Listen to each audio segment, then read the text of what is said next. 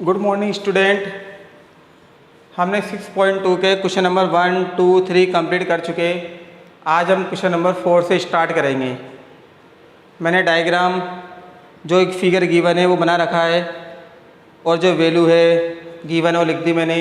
देखो P Q S T के parallel है, angle P Q R equal 110 given है और आर एस टी इक्वल 130 और आपसे पूछ रहा है फाइंड क्यू आर एस, यानी कि ये वाला एंगल पूछ रहा है। इसको प्रूफ कर, इसकी वैल्यू फाइंड करने के लिए हम क्या करेंगे, इसमें एक कंस्ट्रक्शन करेंगे।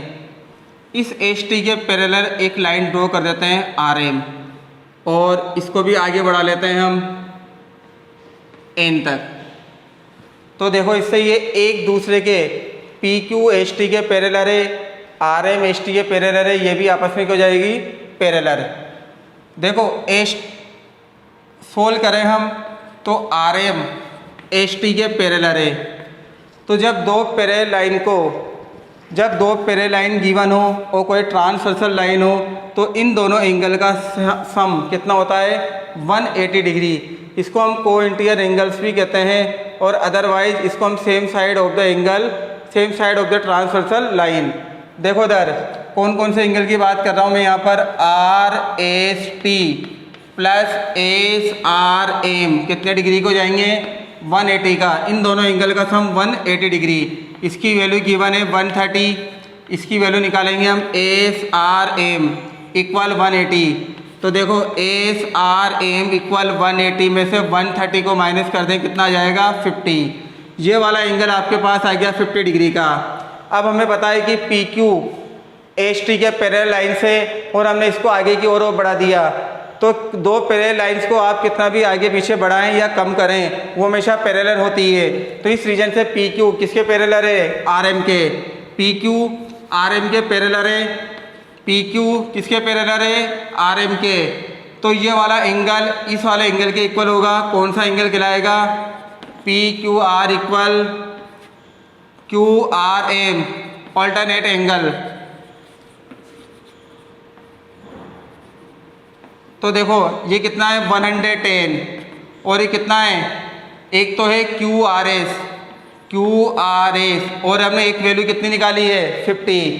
तो अब आप क्यू आर एस की वैल्यू निकाल सकते हैं, प्लस का 50 इधर आएगा तो माइनस का। तो क्यू आर एस इक्वल 110 में से 50 को माइनस करेंगे, कितना आ जाएगा 60 डिग्री। तो क्यू आर एस की वैल्यू कितनी आएगी 60 डिग्री। तो ये क्वेश्चन नंबर 4 फिनिश हो गया। आप इसको नोट कर लें और क्वेश्चन नंबर 5 की रीडिंग कर लें।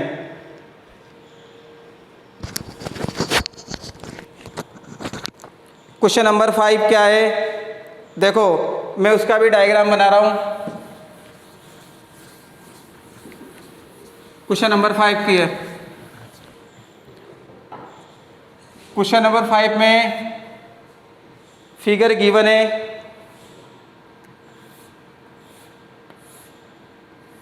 P Q R C D और ए और B, A B C D के पैरेलल है और आपको ए पी क्यू यानी कि ये एंगल दे रखा है आपको 50 डिग्री का और पी आर डी दे रखा है आपको 127 और आपसे एक्स और वाई की वैल्यू पूछ रहा है। एक्स और वाई कहाँ बने हुए हैं, एक यहाँ पर और एक यहाँ पर। बहुत सिंपल क्वेश्चन है, ए बी सी डी के पैरेलल है। तो जब ये लाइन इस लाइन के पैरेलल है तो ये ट्रांसवर्सल लाइन है, तो 50 किसके इक्वल होगा, एक्स के, यानी कि एक्स इक्वल 50 डिग्री आ गया। तो एक आंसर तो ये हो गया हमारे पास। देखो एक्स और वाई की वैल्यू पूछ रहा था ये आपसे, ए बी और सी डी दो पैरेलल लाइन से और ये ट्रांसवर्सल लाइन है, तो इस रीजन से एक्स और 50 दोनों इक्वल होंगे। कौन से एंगल होंगे, ऑल्टरनेट एंगल। सेम अगर मैं इस ट्रांसवर्सल लाइन की बात करें तो इसमें ये वाला एंगल कौन सा, ए पी आर डी के इक्वल होगा। ए पी आर की वैल्यू कितनी है 50 प्लस वाई और पी आर डी की वैल्यू कितनी है 127। तो वाई की वैल्यू निकालेंगे हम, तो 127 में से 50 को क्या कर देंगे हम माइनस, तो कितना बचा 77। तो ये एक्स और वाई की वैल्यू हमारे पास आएगी। क्वेश्चन नंबर 5 बहुत सिंपल है।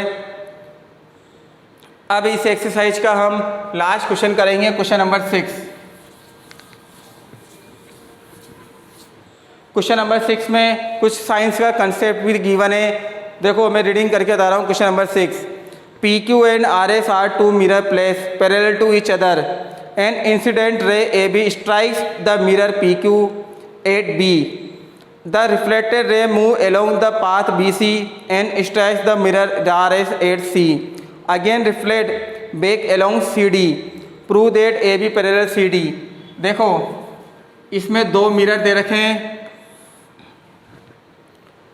PQ and RS। एक तो PQ है और एक RS है।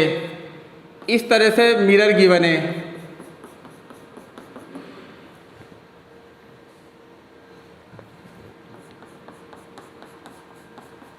और AB लाइन इसके ऊपर इस तरह से इंसिडेंस होती है, यहाँ से रिफ्लेक्ट होती है और वापस चली जाती है।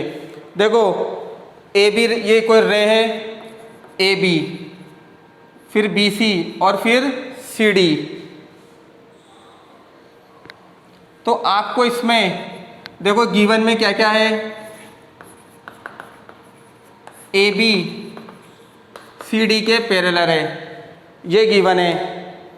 और क्या प्रूफ करना है इसमें, सॉरी PQ RS के पैरेलल है। और हमें क्या प्रूफ करना है इसमें, AB CD के पैरेलल है।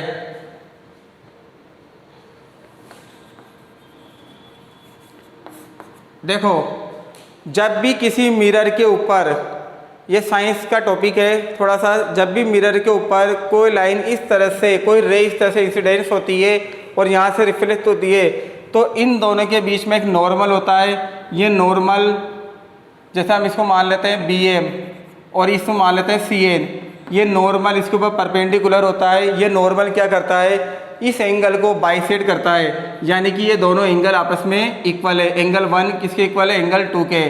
सेम ये CN भी क्या करेगा, इसको दोनों को 2 इक्वल एंगल में क्या करेगा, डिवाइड। देखो आपको इसमें साइंस का लॉजिक लगाना है कि PQ RS, देखो PQ and RS are 2 parallel mirror.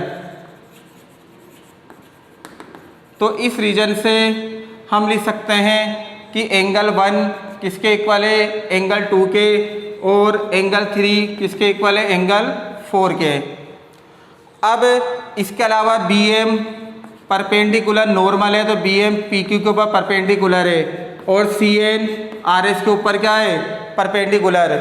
दो पैरेलल लाइन के बीच में अगर आप दो परपेंडिकुलर ड्रॉ करें तो वो दोनों परपेंडिकुलर भी आपस में एक दूसरे के पैरेलल होता है, यानी कि BM,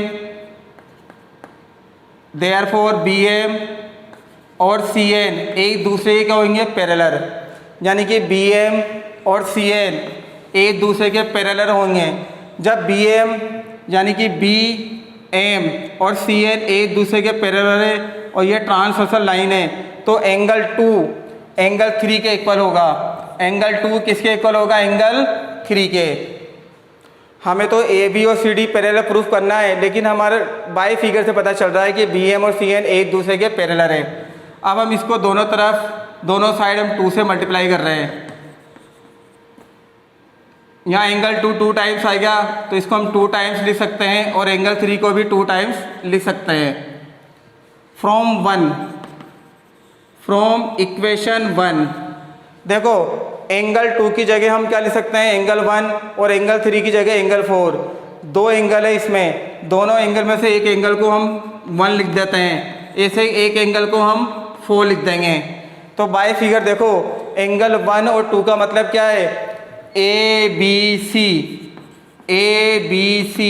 और 3 और 4 का मतलब क्या है, BCD।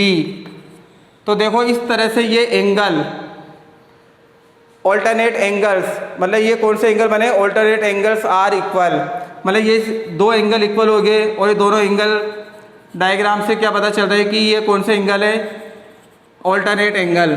तो ऑल्टरनेट एंगल तभी हो सकते हैं जब ये दोनों लाइंस एक दूसरे क्या होगी, पैरेलल। तो हम लिख सकते हैं यहाँ पर ए बी किसके पैरेलल होगी, सी डी के। समझ गए, दो मिरर थे, दो मिरर के ऊपर एक लाइन एक रे इस तरह से इंसिडेंट हुई, फिर यहाँ से रिफ्लेक्ट होगी और फिर वापस रिफ्लेक्ट होगी। तो हमें ये प्रूफ करना था ए बी किसके पैरेलल है, सी डी के। तो ये एक्सरसाइज 6.2 कंप्लीट होगी। नेक्स्ट एक्सरसाइज बाद में करेंगे।